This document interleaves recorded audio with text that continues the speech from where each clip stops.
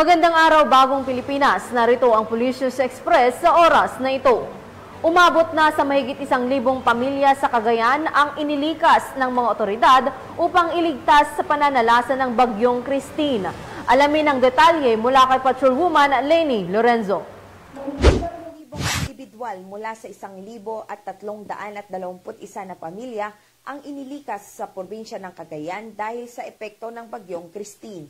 Batay sa monitoring ng Cagayan Provincial Disaster Risk Reduction and Management Office o PDRRMO, mula sa 101 na barangay at 17 na munisipalidad ang nasabing bilang ng mga inilikas.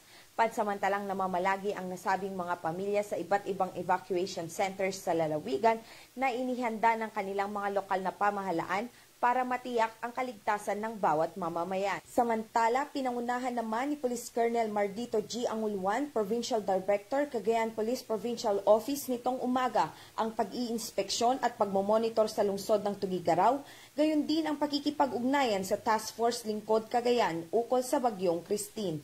Nananatiling naka-red alert ang buong PDRRM Council at ang buong kapulisan sa lalawigan sa mga nasasakupang lugar upang matiyak ang kaligtasan ng kanilang mga residente sa banta ng nasabing bagyo.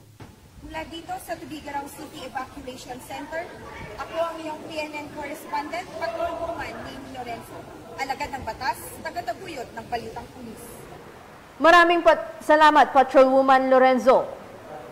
At para sa iba pang napapanahong balitang pampulisya, laging tumutok sa Police News Network.